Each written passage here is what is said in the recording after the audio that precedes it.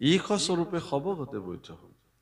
ঘট মানে জড় শৰীৰসমূহ, গছ গছনি, চৰাই চিৰিকটি, তৰু তৃণ লতা গুল্ম মানুহ সকলোৰে ভিতৰতে ভগৱান বিদ্যমান হৈ আছে আত্মা স্বৰূপে।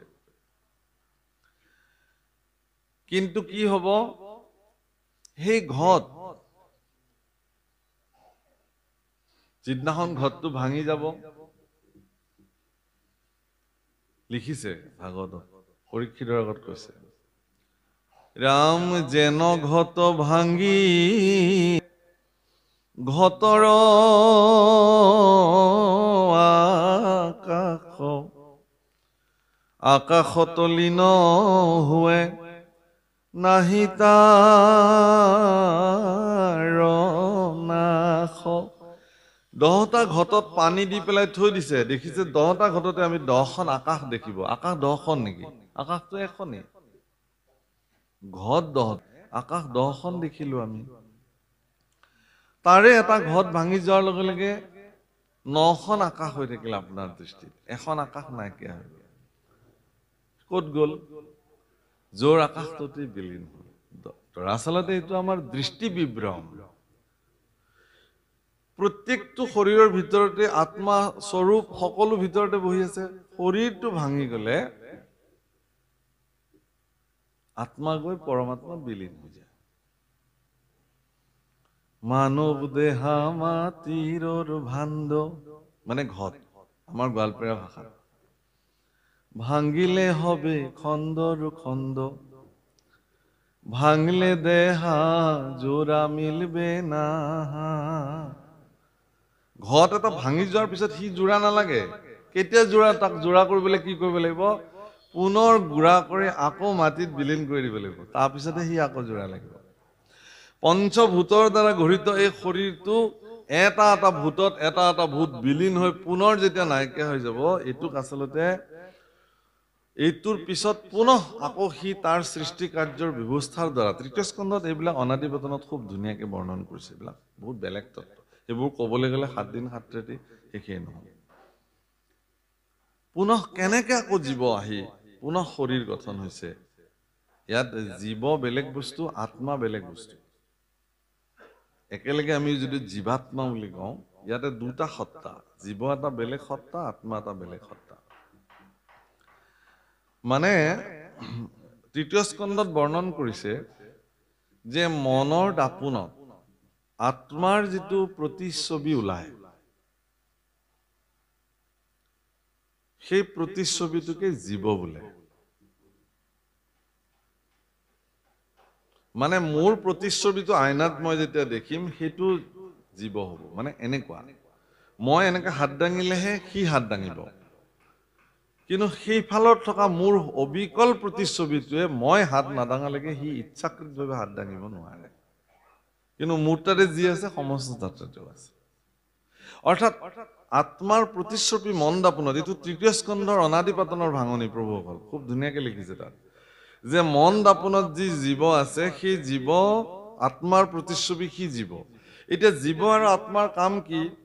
যে তেওঁ যিহেতু মন দাপোনত প্ৰতিবিম্বিত হল, এতেকে মনৰ দ্বাৰা মায়াৰ ৰচনাত যিসমূহ দুৰ্ভোগ ভুগিব লাগে, ভোগ কৰিব লাগে, আনন্দ লভিব লাগে, সুখ লভিব লাগে, শৰীৰৰ লগত জীৱই সেইবিলাক ভোগ কৰে। আৰু শৰীৰৰ ভিতৰত থকাৰ পিছতো আত্মাই কিন্তু সেইবোৰৰ কোনো ধৰণৰ অৱস্থাত তেওঁ বিলীন নহয়। আপুনি বহুত সুখী হৈছে, জীৱ সুখী হৈ যাব, আত্মা নহয়। আপুনি বহুত দুখী হৈ গৈছে, জীৱ দুখী হৈ যাব, আত্মা নহয়। আত্মাৰ এইবিলাকৰ লগত কোনো সম্পৰ্ক নাই, কিন্তু আত্মা আপোনাৰ ভিতৰতে আছে। কিন্তু আপোনাৰ কাৰ্যত, আপোনাৰ শৰীৰৰ কৃতকাৰ্যত যি ফল পৰিণাম আপুনি ভুগিছে, সেই পৰিণাম আত্মাই নুভুগে। আত্মাৰ বিশেষত্বতা সেইটোৱে, জীৱই ভুগিব। এতিয়া কথাটো হৈছে কি, পৰীক্ষিতকো সেই কথাটোকে কবলৈ গৈ আছে, যে যিহেতু ঘটটো ভাঙি গলে ঘটৰ আকাশ আকাশতে বিলীন হৈ যাব, তোমাৰো এই শৰীৰ ৰূপী ঘট যিদিনাখন ভাঙি যাব, সেইদিনাখন আত্মা গৈ পৰমাত্মাত নিজে নিজে বিলীন হৈ যাব। আৰু সেই আত্মাটোৱে তুমি। পৰীক্ষিত তোমাৰ শৰীৰটোৰ নাম। তোমাৰ আচল নামটো কি তেতিয়াহ'লে? তোমাৰ আচল নামটো হ'ল তুমি আত্মা।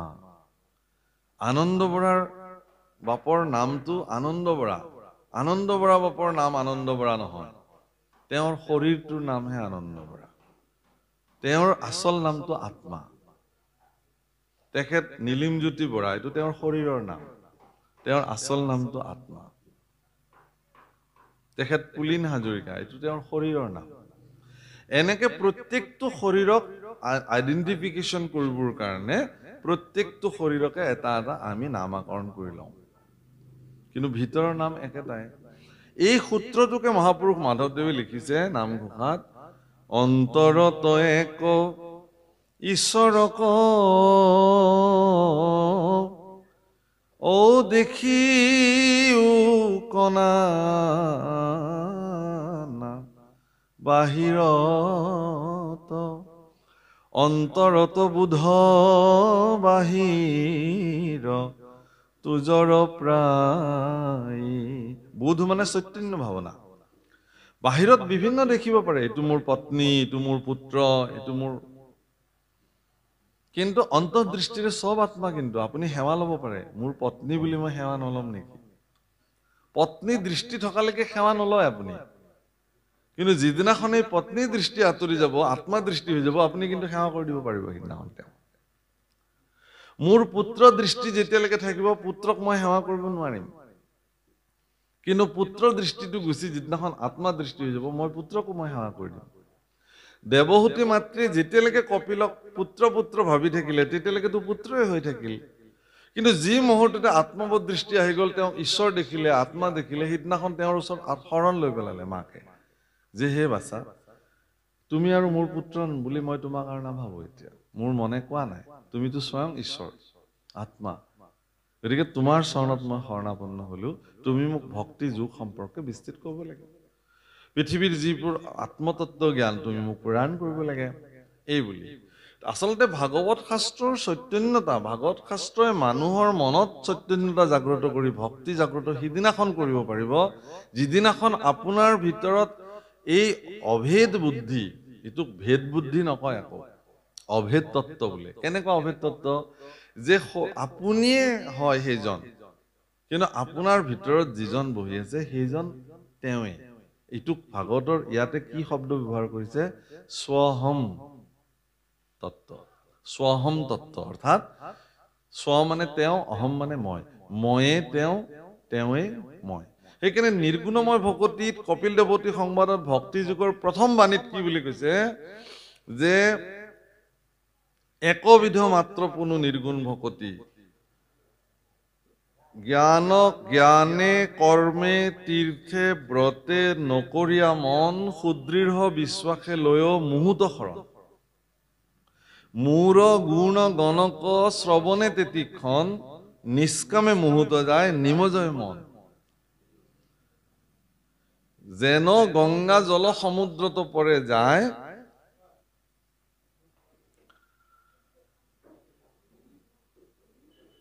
তাৰ সমে মূৰ হেন ভক্তি সমে মূৰ এৰা এৰি নাই।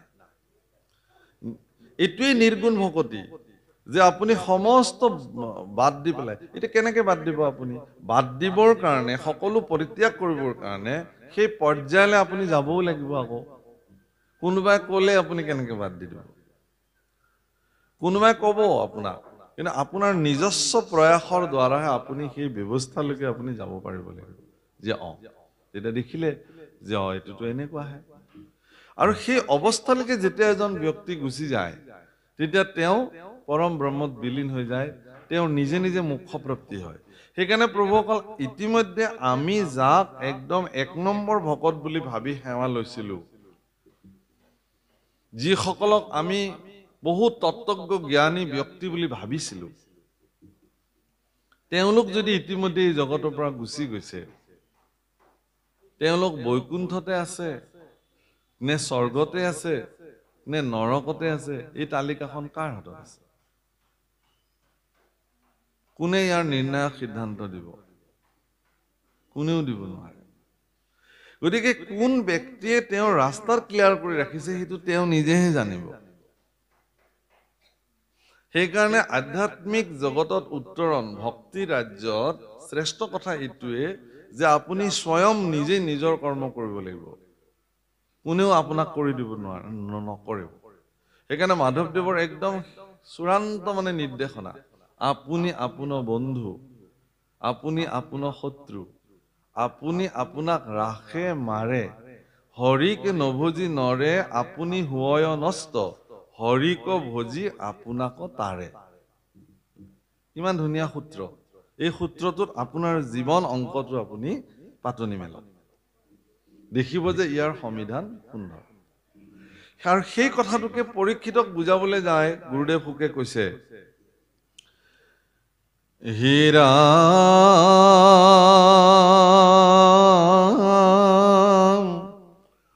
জনম মৰণ ইটো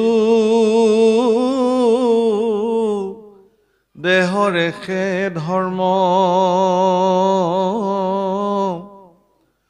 মনে স্ৰজে জীৱৰ শৰীৰ গুণ কৰ্ম মই ইয়াৰ আগত ব্যাখ্যা কৰিছো মনৰ লগত জীৱৰ সম্পৰ্ক আছে কেলে যে মন দাপোনতে আত্মাৰ প্ৰতিবিম্ব হয় তেওঁই জীৱ স্বৰূপে প্ৰকাশিত হৈছে সেইকাৰণে যে মায়াৰ ৰচনা সমস্ত ভোগ ভোগতি কোনে ভোগ কৰিব মন সমন্বিতে জীৱই আত্মাই ভোগ নকৰে আত্মাৰ লগততো সম্পৰ্কই নাই হে ৰাম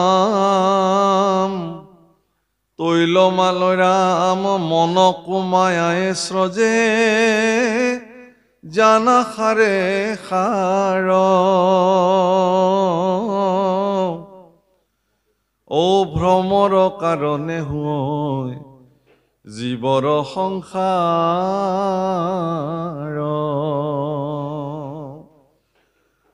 বৰ গুৰুত্বপূৰ্ণ কথা কৈছে প্ৰভুকল একদম বহুত ভাল লগাকে কৈছে যে যি মন দাপোনত আত্মাৰ প্ৰতিবিম্ব জীৱই শৰীৰৰ ভোগ ভোগতি ভোগ কৰিছে সেই মন দাপোনখন নিৰ্মাণ কৰিছে কোনে মায়াই তাৰ স্ৰষ্টা মায়া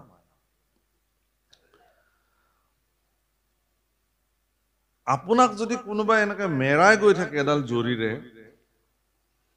সি মেৰাওতে মেৰাওতে এনেকুৱা এটা পৰ্যায় পাবগৈ আপোনাক হয়তো নেদেখিবই পাৰে মানুহে কেৱল জৰিডালহে দেখিব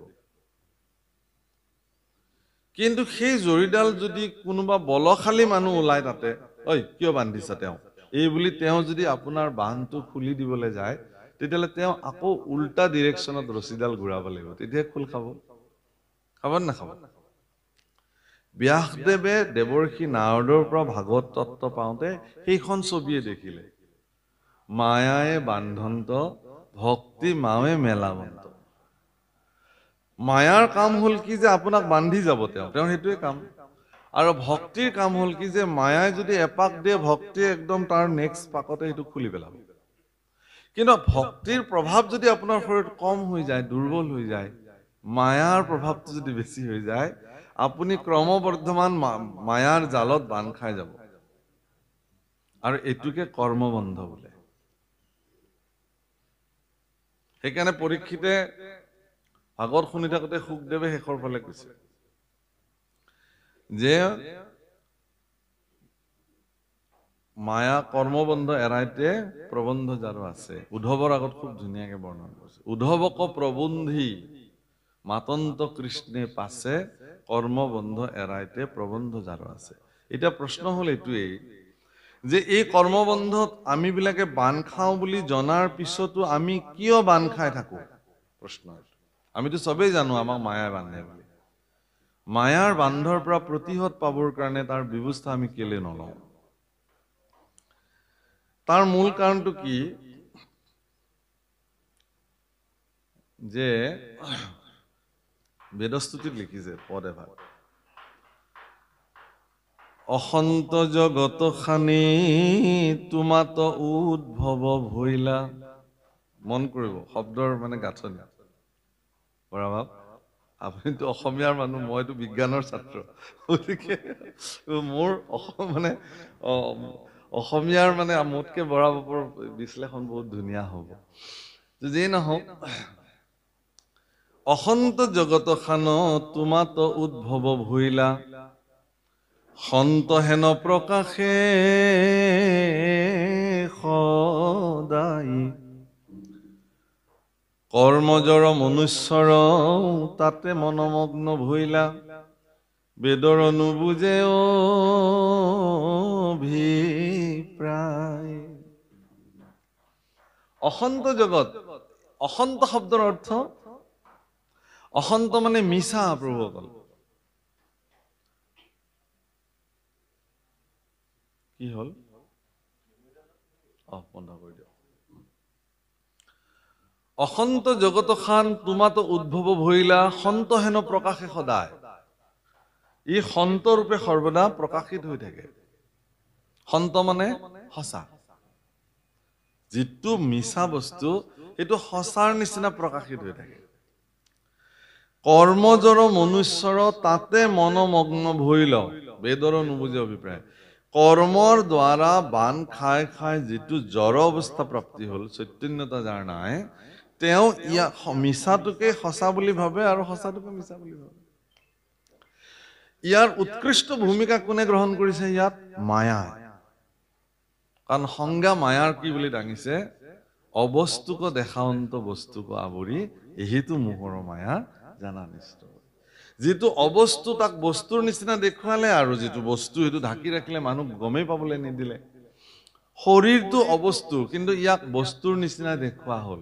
সেইকাৰণে সুন্দৰ সুন্দৰ কচমেটিক ঘঁহি লওঁ, ধুনীয়া অলংকাৰ পিন্ধি লওঁ, সুন্দৰ কাপোৰ পিন্ধি লওঁ, নিজকে বয়সটো ঢাকিবৰ কাৰণে যদি কিবা ব্যৱস্থা আছে সেইবোৰ কৰি লওঁ, মেকআপ সানি হলেও। অবস্তুটোৰ প্ৰতি আমাৰ গুৰুত্ব বেছি। তাৰমানে বল নাথাকিলেও, সামৰ্থ্য নাথাকিলেও, সামৰ্থ্য থকা দেখুৱাবৰ কাৰণে প্ৰয়াস কৰোঁ। মইনো জন্মতে ক'ত চশমাযোৰ লৈ জন্ম হৈছিলো? এইটোৱে প্ৰমাণ কৰে মোৰ ইন্দ্ৰিয়ৰ স্খলন ঘটিছে ক্ষমতাৰ। ইয়াকতো আৰু মই নুই কৰিব নোৱাৰো, অস্বীকাৰ কৰিব নোৱাৰো। তেতিয়াহ'লে সেইকাৰণে কৈছে যে জনম মৰণ এইটো দেহৰ একে ধৰ্ম, মনে স্ৰজে জীৱৰ শৰীৰ গুণ কৰ্ম, মনকো মায়ায়ে স্ৰজে জানা সাৰে সাৰ, ভ্ৰমৰ কাৰণে হয় জীৱৰ সংসাৰ। ইয়াত ভ্ৰম শব্দৰ অৰ্থ মায়া বুজাইছে। ভ্ৰম মানে মায়া। মায়াৰ দ্বাৰাই জীৱৰ সংসাৰ পৰিভ্ৰমিত হয়।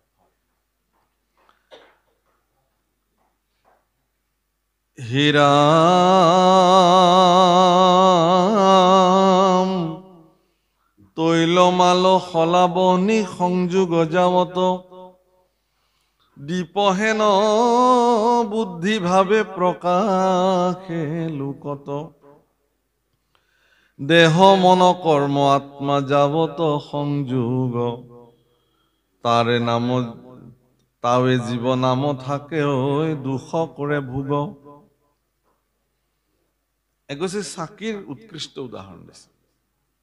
এগছি চাকি মাটিৰ মলা, তাত তেল দিয়া হৈছে, তাত এডাল শলিতা দিয়া হৈছে, আৰু তাত অগ্নি সংযোগ কৰা হৈছে। দীপ বুলি প্ৰকাশিত হৈছে। কিন্তু সেই তেল যেতিয়া শেষ হৈ যাব, তেলটো ইন্ধন, ভিতৰত থকা শলিতাডাল আয়ুস ৰেখা, আৰু অগ্নি স্বয়ং পৰম ব্ৰহ্ম, পৰমাত্মা। আত্মা স্বৰূপে আয়ুস ৰেখাত যেতিয়া প্ৰজ্বলিত হৈ গ'ল, লাহে লাহে লাহে লাহে ইন্ধন শেষ হৈ আহিলে, আৰু এটা সময়ত সি তাৰে অগ্নি তাতে বিলীন হৈ গ'ল। এতিয়া কৈছে কি? আর দেহ কর্তা মনে রেখে জানিবা সংসার, জনম মরণ একো নাহিকে আত্মার। গতিকে এই জনম মৰণ, সুখ দুখ এইবিলাক ভোগ কৰা সকলোবিলাকৰ দায়িত্ব কেৱল শৰীৰটোৰ। আপোনাৰ আত্মাৰ ইয়াৰ লগত কোনো ধৰণৰ সম্পৰ্ক নাই। ব্ৰহ্মজ্ঞান কৈ আছে প্ৰভুসকল। ব্ৰহ্ম জানন্তি যশ ব্ৰাহ্মণ। ব্ৰহ্মক জানিলেহে তেওঁ ব্ৰাহ্মণ হ'ব। আৰু ঈশ্বৰক ভজাৰ ক্ষমতা কেৱল ব্ৰাহ্মণসকলৰহে আছে। সেইকাৰণে ভগৱান কৃষ্ণৰ যি জন্ম, ভগৱান কৃষ্ণৰ জন্মৰ যি ব্যৱস্থা, তাত কি শব্দ ব্যৱহাৰ কৰিছে? গো ব্ৰাহ্মণ হিতায় চ। গো আৰু ব্ৰাহ্মণসকলৰ হিতৰ অৰ্থে তেওঁৰ জন্ম। তেতিয়াহ'লে সেইসকলে ব্ৰাহ্মণ। কোনসকল? ন কুলেই ন জাত্য বা ক্ৰিয়াৰ ব্ৰাহ্মণ ভৱেত চণ্ডালোপি বৃত্তিষ্ঠ ব্ৰাহ্মণ আছে যুধিষ্ঠিৰ। চণ্ডালো ব্ৰাহ্মণ হ'ব পাৰে। কেনেকে? তেওঁৰ বৃত্তি সাধনাৰ জৰিয়তে। ব্ৰহ্মক জানিবৰ কাৰণে যদি প্ৰয়াসত তেওঁ কিঞ্চিত মানুহ অৱকাশ অনা নাই, ব্ৰহ্মক উপলব্ধি কৰাৰ প্ৰয়াস যদি তেওঁৰ জীৱনত তেওঁ জাৰি ৰাখিছে, অব্যাহত ৰাখিছে, ব্ৰহ্মক উপলব্ধি কৰাৰ মাৰ্গত যদি তেওঁ প্ৰশস্ত হৈ আছে, সেই ধৰণে যদি তেওঁৰ জীৱন অতিবাহিত কৰিছে, শৰীৰৰ ধৰ্ম যদি সেয়া বুলি তেওঁ নিৰ্ণয় কৰি লৈছে, তেনেহ'লে তেওঁ এদিন ব্ৰহ্ম উপলব্ধি কৰিব আৰু তেওঁৱে ব্ৰাহ্মণ হৈ যাব।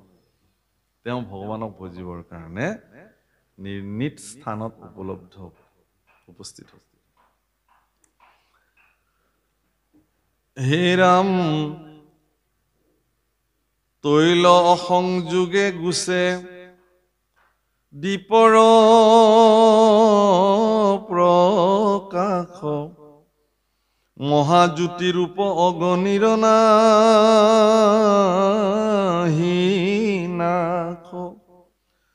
ৰাম যত পৰমাৰ্থ তত্ত্ব কহিলো বিদিত, অ হেন মনে মানা তুমি স্থিৰ কৰি চিত্ত। ৰামময়ী পৰমাত্মায়াত নাহিকে সন্দেহ, অ দেহতে সে আছো মই নুহুই তু দেহ। তুমি সন্দেহ কৰিবলগীয়া নাই, মই আছো তোমাৰ তাতে। মই আছো দেহত, কিন্তু মই দেহ নহয়। কিন্তু দেহৰ যি চৈতন্যতা, সেইটো ময়ে আকৌ। মই যিদিনাখনে শৰীৰটোক পৰিত্যাগ কৰিম, সিদিনাখনে ই চৈতন্যহীন হৈ যাব।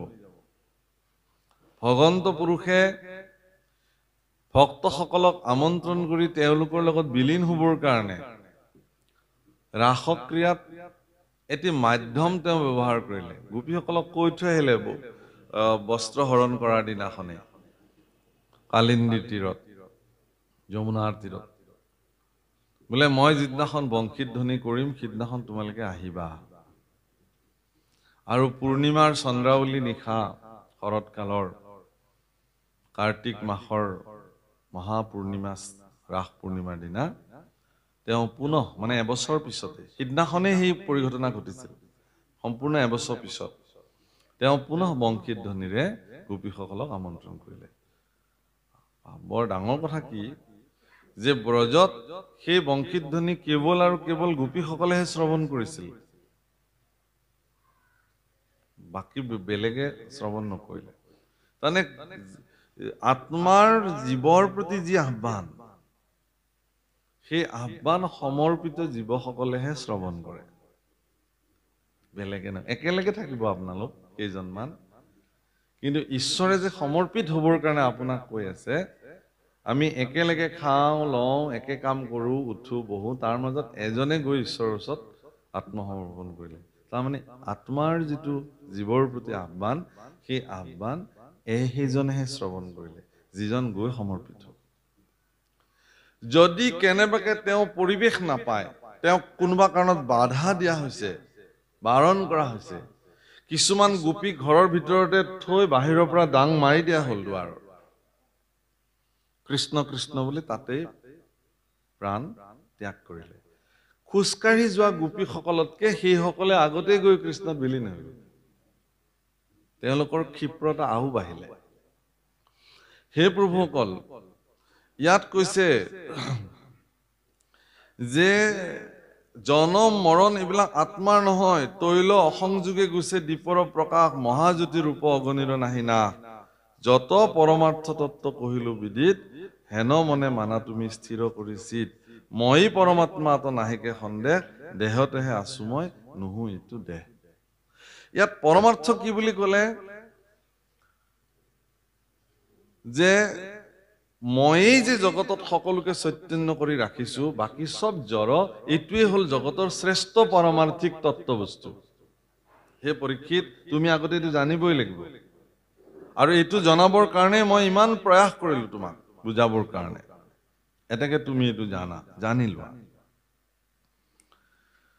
গতিকে তুমি কিন্তু ইয়াত সন্দেহো কৰিব নোৱাৰা, সন্দেহ দূৰ হ'ব লাগিব। সন্দেহ থাকিলে তুমি মোক বুজিব নোৱাৰিবা।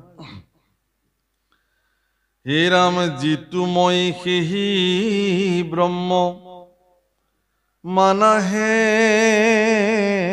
ন মনে।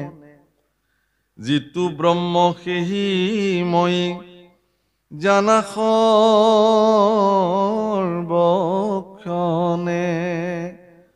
ময়ে ব্ৰহ্ম, ব্ৰহ্মই মই। এই পৰমাৰ্থ সত্যটোক তুমি জানি লোৱা। এতেকে গুচিবে শোক মোহ মহাৰথ, কহিলো তোমাত ইটো ব্যৱহাৰ পথ। মই তোমাক প্ৰেক্টিকেল জ্ঞানটো দিলো, ব্যৱহাৰিক পথটো দিলো। তোমাৰ সকলো সুখ দুখৰ পৰা তুমি পৰিত্ৰাণ পাবা।